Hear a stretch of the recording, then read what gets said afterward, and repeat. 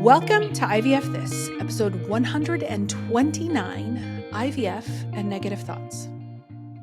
Hello, my beautiful friends. I hope you are all doing so well today. I want to remind you just a couple of things. I still have consult/mini session. I don't know if you remember about a month and a half ago or so, I decided to change the name from free mini session to the Take Back Your Life call. I found that I was doing a fair bit of the free mini sessions as well as the consultations, which by definition have a little bit less coaching in them. I was doing them in equal parts, but then I found myself doing consultation type stuff on mini sessions as well as coaching on consultation calls. So I decided to scrap it all because it wasn't working for our people, for us. So I decided to combine them and make it all one call. So we get to do whatever you want. If you want coaching, we can talk about that. If you just want to know what it would look like or sound like or be like to work together, we can talk about that. It's your time. You get 50 minutes with me to talk about whatever you want to talk about, right? So I want to remind everybody that I still have those available. They are no charge. And again, if nothing else, you will get to be coached on something that is painful or difficult or challenging for you right now. No better deal than that. And also getting closer and closer and closer to launching the group program cohort for another round.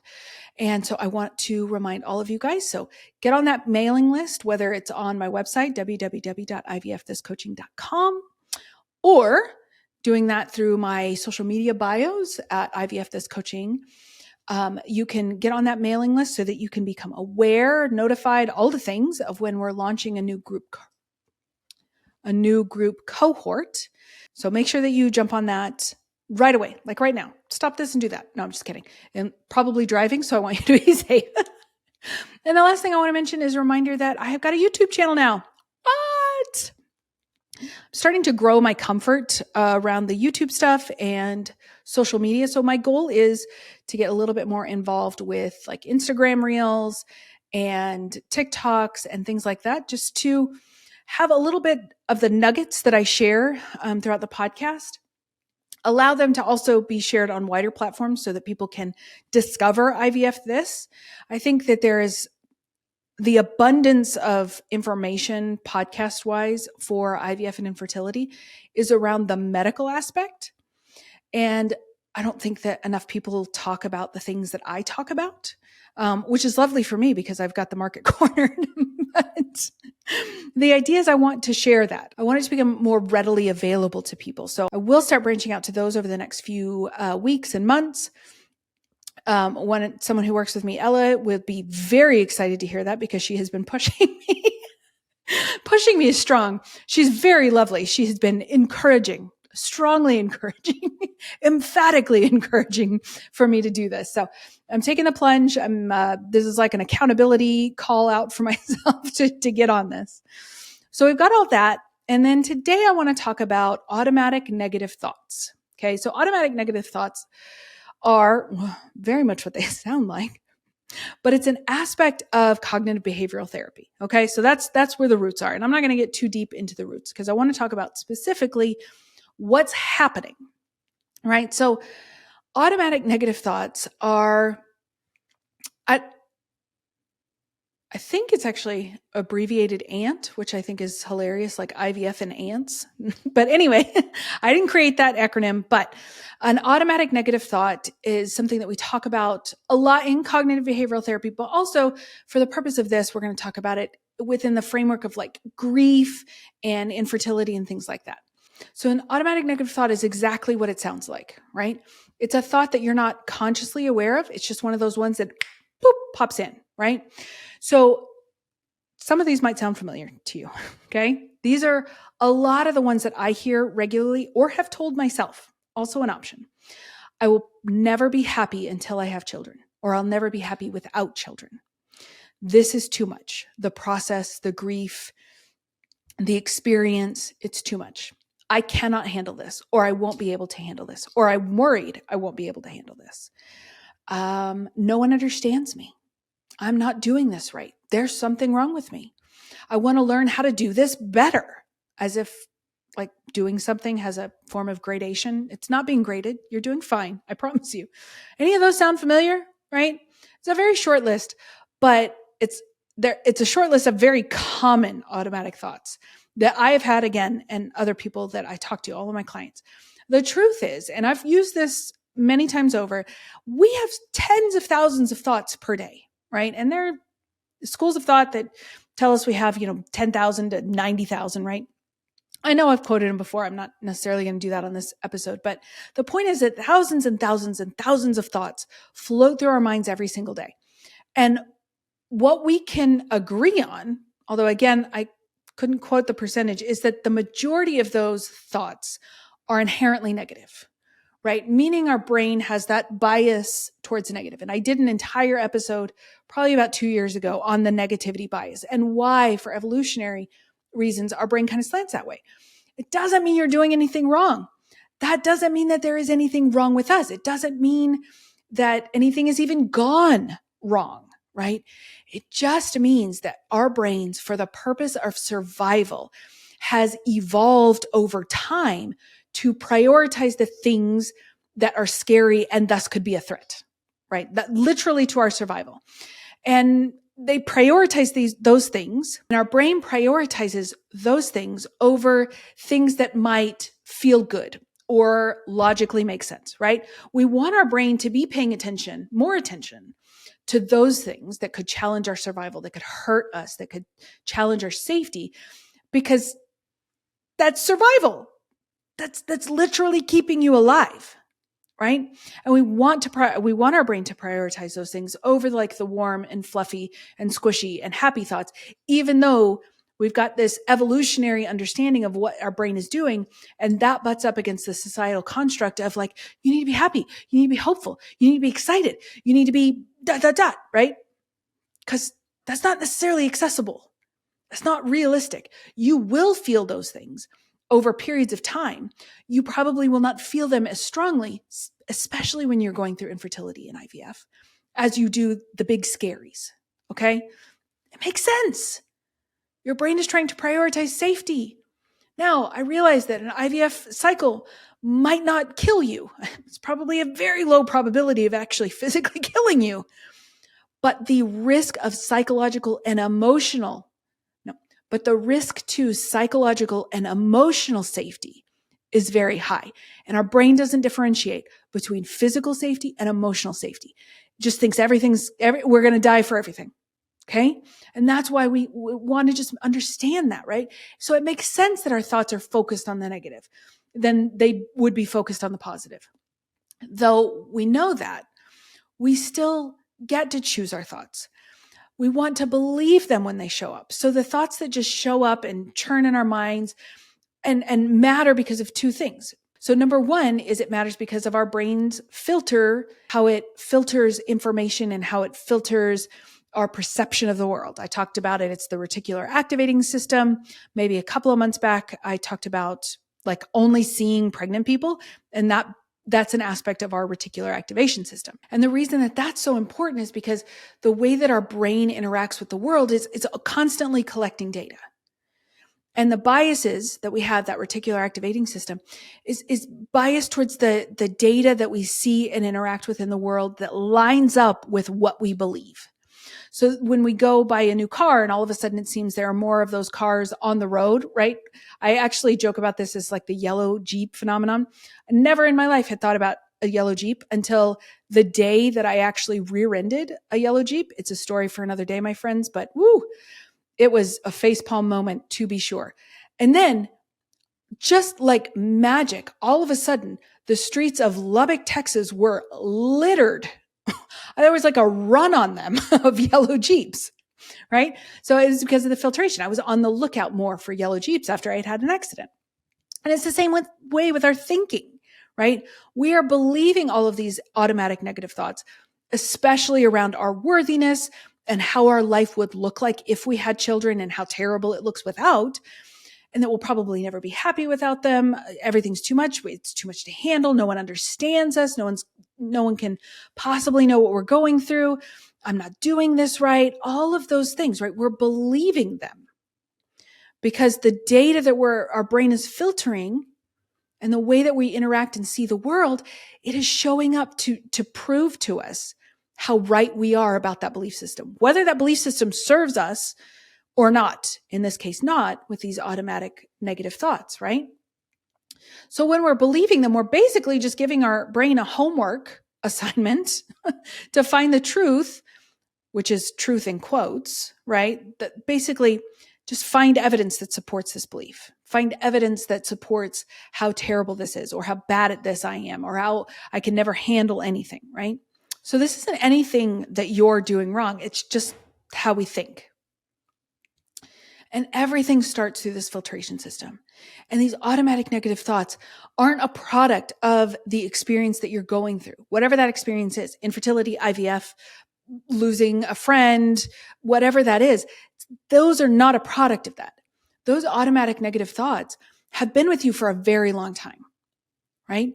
They may be louder, more prominent, more painful, more noticeable now that you're going through IVF and kind of playing that high stakes game of poker that IVF is, right?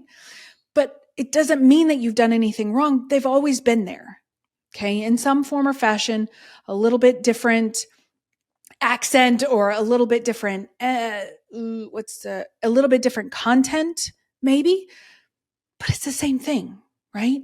And so we can build a lot of this automatic negative thinking when we're not consciously challenging these, when we're just letting our brain run rampant, right? Like an unsupervised chaos goblin. That's what most of us do with our brain, right? We believe these thoughts to our core. And so when one starts to pile on another and starts to pile on another, we are downward spiraling just in a moment, 0 to 60. Okay. So what do we do with them?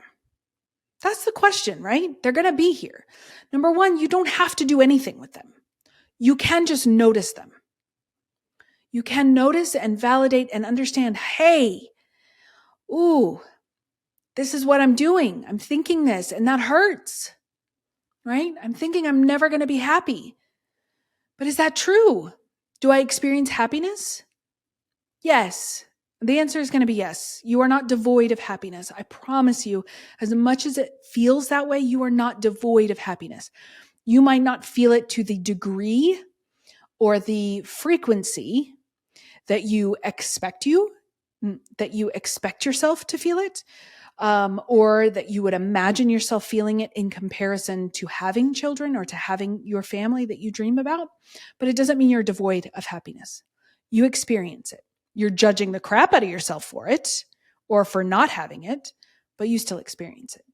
Okay? So the reason that we don't have to do anything with it is because you're not doing anything with them right now. You're letting that drive the car, right? So if you just, at the very least, just acknowledge it. This is what's happening. Oh, this is one of those ants. I don't know if you want to use the acronym. Or this is one of those automatic negative thoughts, right? This is some of the BS in my brain that the drunk a-hole in there is just spouting off, right? Oh, these are the things that Emily told me to kind of be on the lookout, right? Because I feel so terrified right now as to how the emotional fallout of what could happen if this doesn't work. And that's just what my brain's doing, right? I did a podcast, it was a while ago, that talked about this is the part where. I think that's the actual title of the podcast. I can't even remember how long ago it was, friends. Otherwise, I would quote the actual number. But this is the part where is a great way of contextualizing when that happens, right? So I want you to go back and listen to that podcast episode, but I want you to think about the TLDR of this is the part where is like you're narrating your thoughts. You're just witnessing them. Oh, this is the part where I received my medications in the mail. And because I'm so freaking scared, I'm telling myself I can't handle this, right? But that's not true. That's not true. It feels that way because I'm very overwhelmed, but I know I'm going to take the medication. I'm going to go through with this process. I've committed myself to this process. I'm willing to go through with this process. So I know I'm going to figure it out. But if that feels a little bit more advanced and maybe you're just wanting to like recognize them and see what's happening to you, do the think, feel, do cycle. Really understand on like a molecular level what these thoughts are doing for you, doing to you. It's probably not anything productive. I'm going to be honest. I don't know why my voice got so high on that one. It's like Ross Geller on Friends. It's probably not going to be anything productive. It's probably going to lend you to spiraling. It's probably going to lend you to doing something like maybe eating your feelings or drinking your feelings and then judging yourself for those things, right? So take a look. When I think this, right? When I think I'm never going to be happy, I feel what? Desolate, alone, depressed. And from that feeling, what do I do or not do, right? If I'm feeling depressed, then I'm usually not going to be taking care of myself physically, right? That's one of the clearest signs of depression for me when maybe my ADHD is just not being managed really well. That tends to be how my depression and anxiety come out when my ADHD is untreated. One of the things I notice is that literally my self-care, my hygiene goes out the window. I'll spend the entire day in pajamas. I won't shower. I won't do my hair, even brush my hair. Well, you don't brush curly hair, but I won't like wet it and comb it or anything like that. Right? And this isn't about like makeup or getting dressed up. This is basic hygiene. And that's a huge struggle for me when I'm feeling depressed. And it may be for you. And there's nothing wrong with that, right? The last thing we're going to do is judge ourselves, but that's an aspect of that of the think, feel, do cycle. And that's important data to know, right? When I think this and I feel this happens, right? When I think my husband or my partner is going to leave me if I can't give them a child and I feel desperate or angry or incensed or whatever that emotion is, maybe I'm actually snapping at them. Maybe I'm yelling or getting so frustrated and reacting out of my emotion that maybe I'm actually pushing them away a little bit, which is the opposite of what I want. I want connection, right? So understanding what's happening for you, what you're doing is that essential function of the think, feel, do cycle. It just creates awareness. And that's all we want with our automatic negative thoughts. You know, I think most of us are such in the habit of just like, well, this is just what I'm thinking, so it has to be true. But I guarantee you, unless a unanimous verdict from all of the people in the world, like 8 billion people, can agree on this one single thought, I'm never going to be happy again. If they can't agree with it, it's not the truth. It's an opinion. It's a belief, but it's not true. Again, more than likely you are experiencing happiness. It may be fleeting. It may be muted, but it doesn't mean you're not experiencing it. So if something's not a universal truth, it's a thought. It's a belief system, and those can be challenged. So if you're willing to not take these if you're willing to not take these automatic negative thoughts at face value and just believe them as if it was God themselves come down from on high to give you this information, then just taking a look at it. Is that true? Am I never going to experience happiness again? Right? Maybe it's hard to envision a future like that, a future filled with happiness or excitement, but that doesn't mean it's not possible. Like if there's any possibility, a remote possibility that I could experience happiness or joy without this thing, or it looks different than how I expected, right? Then you're not holding on to this automatic thought, this negative thought so tightly, right? You can release your grip on it a little bit and it's going to change the experience of it for you. I promise. If you're holding on with like just letting it set in your hand as opposed to like white knuckle gripping that negative thought, you don't have to engage in the spiral, right? The spiral isn't even relevant. There's no downward spiral when you're just letting it sit in your hand, when you're just saying, hey, that feels like just an automatic negative thought. Hey, that feels like something Emily has said, maybe we don't need to believe that, right? Maybe it's not true. Maybe it's not the truthiest truth of all the truths that have ever been truthed in the world. Maybe it's just something that my brain's thinking, right? And it hurts and it's painful and I don't want to think it, but maybe I don't have to believe it, right? Maybe I'm not doing something wrong. Maybe the failure of the transfer or the cycle was not my fault. Maybe.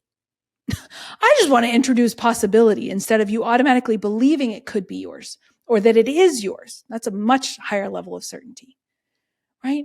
But again, the idea isn't that you're not doing something right or you're doing something wrong. And when you get invested in and interested in applying thought work, that you're judging yourself. That's the opposite of what we want. I just want you to be aware. I just want you to think maybe it's possible that these automatic negative thoughts don't have to hang around with me or be as influential or as strong or as impactful or as painful as they have in the past. Okay? That's all. That's what we're talking about. Just changing our experience of these things, changing our experience of the negative thought itself, the emotional reverberation that you experience after a negative thought, stopping yourself in the mid spiral, stopping yourself at the beginning of the spiral, picking yourself up after a spiral. All of that, because you're going to experience all of those things. I still have thought spirals, right? I'm a really good coach. And there are times that I'm like, oh, boy, I went down a couple. I went down subterranean to the core of the earth with that thought spiral. Yeah, that happened. I did that. And I don't have to stay there. I can walk back up the spiral staircase. That's how I envision a thought spiral, right? The negative downward spiral. I always imagine it as like a staircase. I can climb my way back up staircases, right? It might take me a little while and I might not get as high as I was before the thought spiral came, but I can climb back up. Like I know how to do that, right? And so this is such a huge reason for understanding those automatic negative thoughts, right? They're not gospel. And just being aware of them, you can change your experience. And that is everything. That is literally everything. And I know someone out there is going to be like, how can I be aware of them? More aware of them. Just gain awareness of them, however you want to say it. If you're not sure if it's an automatic negative thought or not, I want you to put it on paper. Ask yourself, would everyone in this world, right, no matter their cultural background, no matter where they're from or where they've lived, would agree on this? Would they? Is it objectively true? If the answer is no, yay. If the answer is no, then yay, because it means you have an automatic negative thought, right? We don't have to keep believing them. Okay? So that is what I have for you today, my beautiful friends. There's nothing wrong with you. I promise you. You're not broken. There's no malfunction, nothing like that. Automatic negative thoughts are expected.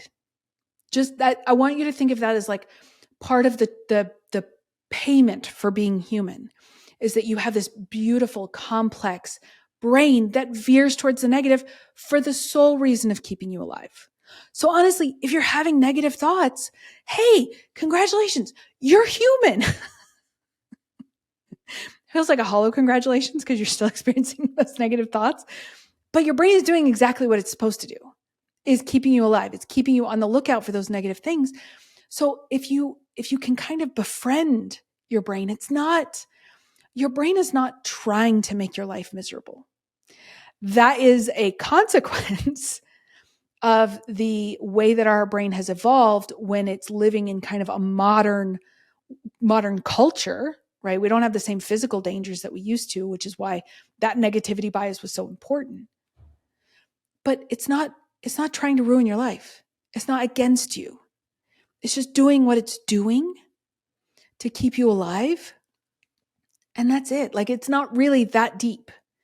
It's just a question of these things were never taught, were never discussed, we never learned about how the brain evolved and why. And so when these happen, it's terrible. It feels horrible. But I'm here to reassure you, you don't have to stay there. Okay? And that, not staying there, interrupting it, picking yourself up after it, that's a beautiful gift to give yourselves. And I want you guys, each of you, to give that gift to yourself. All right, let's what I have for you. I know I kept talking after the last one, but really, that's what I have for you this week. I hope you have a beautiful week, and I'll talk to you soon. Thank you for listening to this week's episode of IVF This.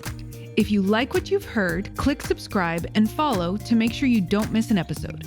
And if you want to learn more, head over to www.ivfthiscoaching.com to learn how to work together.